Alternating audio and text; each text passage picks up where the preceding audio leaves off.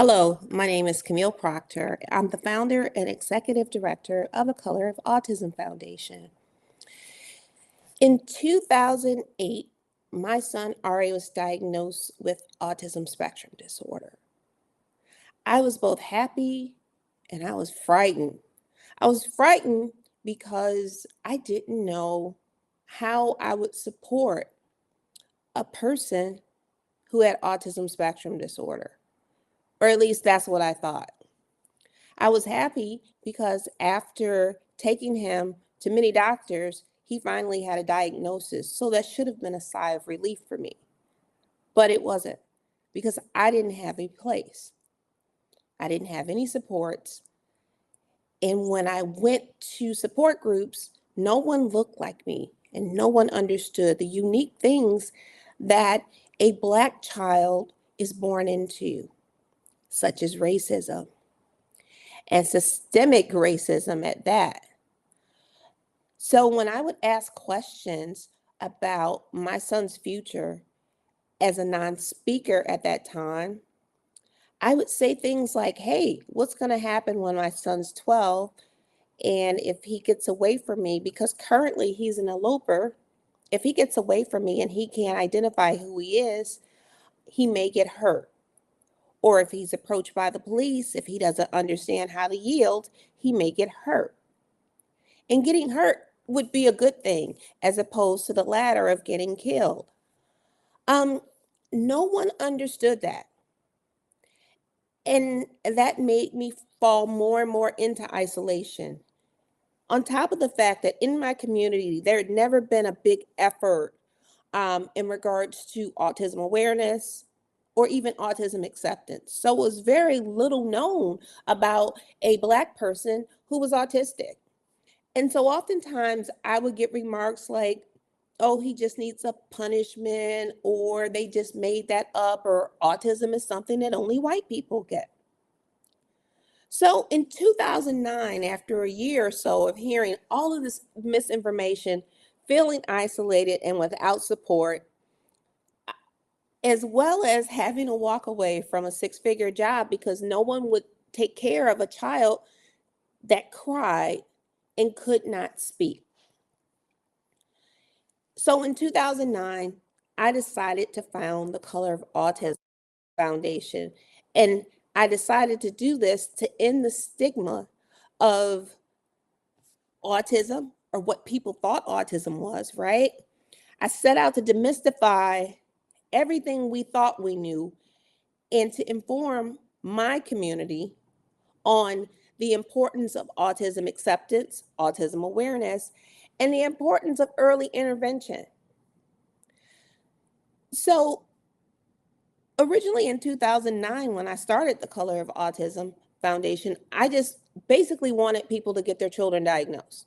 I didn't want them to wait. And in 2009, Black children on average were getting diagnosed 4 years after their white counterparts. So imagine, white children were being diagnosed at 18 months and 24 months, and Black children were getting diagnosed on average between 4 and 6 years old. So I knew that was a huge disparity. Even worse, Black parents at a high alarming rate were being told that their children, especially their boys, had oppositional defiance disorder, not autism. And that particular label, when you give it to a Black child, is a fast track to the prison system, because that's effectively saying that child just is a bad child. And so there was many misdiagnoses within the Black community, and this was making access to care the wait even longer. So something had to be done. So what we do at the Color of Autism is that we found that information is the most vital part of a parent's existence and the most vital part of a parent being able to support their loved one on the autism spectrum. So we created a 5-week quarterly training where we teach parents, and we call it a training, but it's more like parent sessions. It's where parents can come in and meet facilitators and practitioners that look like them. Why is that important? Well, when you see someone from your community that is a specialist in these various therapeutics, you tend to listen. You also tend to be a little more open about your line of questioning. So we give these parents an opportunity over the 5 weeks to get to know a Black speech and language pathologist, a Black developmental pediatrician, a Black occupational therapist. These things are very important because it gives the parents an opportunity to ask the right questions. We also teach the parents about how to be data collectors. Now, I bet you're wondering, why would that be important? Well, it's important if you have a child that has a certain behavior that you need to get to the bottom of. For example, autistics frequently stem. There's good stems and there's bad stems. Typically, a bad stem would be that one that would be self-injurious. So, for example, if you have a child that hits his or her head against a wall, in my opinion, that would be considered a bad stem because that could be harmful to them. So we want parents to take note of when these behaviors are heightened. What are the triggers? Why are they doing this? Because if you're able to figure out what leads to this, you can minimize or stop it. Replace it with something healthy for them. You know, we encourage people to embrace, especially we encourage our caregivers to embrace who their children are, because we want autistics to have a real community, because this is important. It's important for autistic people to have their families be who they're supposed to be, their biggest allies, their biggest cheerleaders, and their biggest advocates. Because if an autistic person knows how valued they are by their family, they will know how valuable they are to the community, which is my next point. We need to be able to create a community where all autistic people thrive. On average, across this country, in underserved communities, especially in Black communities, there are no pathways to efficacy. What is efficacy? Thriving. So we need to create pathways such as job training and vocational skills, as well as social skills. They aren't present in these communities. So we need to get together and create them for this community. While we focus on supporting Black and minority population, at the end of the day, it's a community. And we need to create equitable futures for all persons who are autistic. Everyone needs an opportunity. Everyone needs an opportunity to thrive and be great.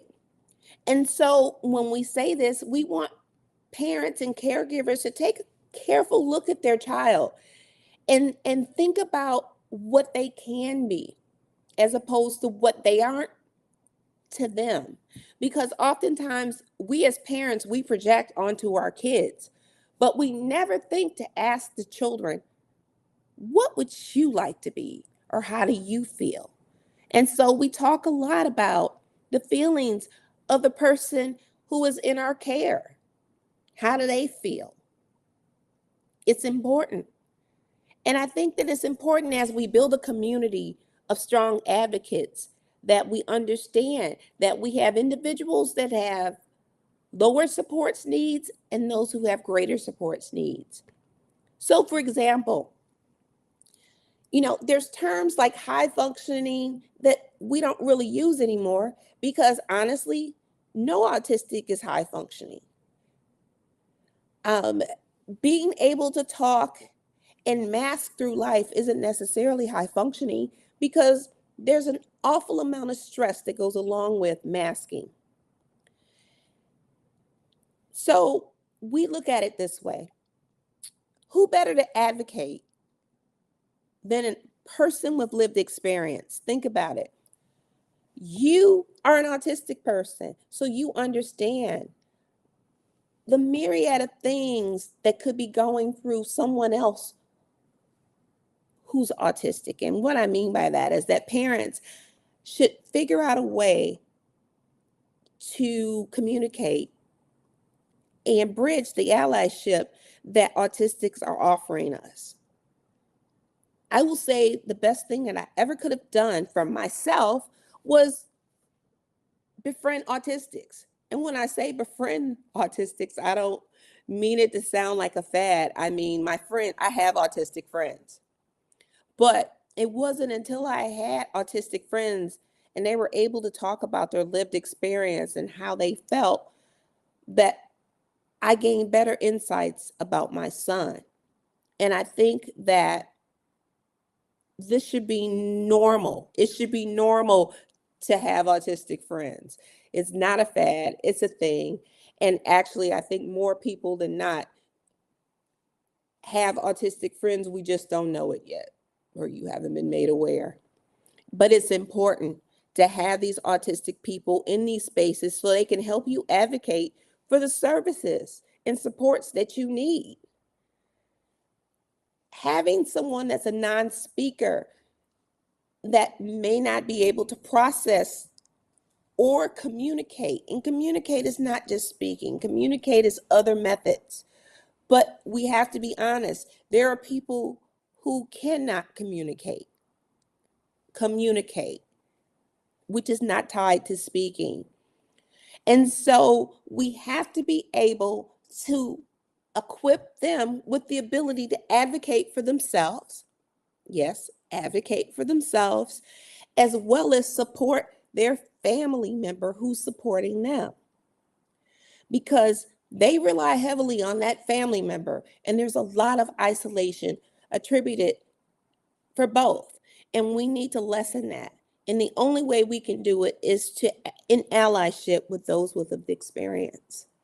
So my hope for the future for my organization is that we build a community where everyone has equitable futures and everyone can thrive.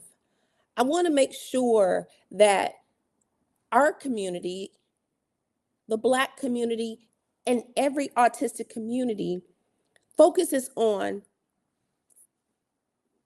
efficacy and the thriving of its citizens. And its citizens are autistic.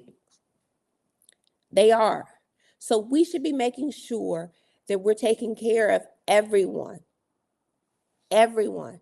We need to create inroads to job skills within all communities.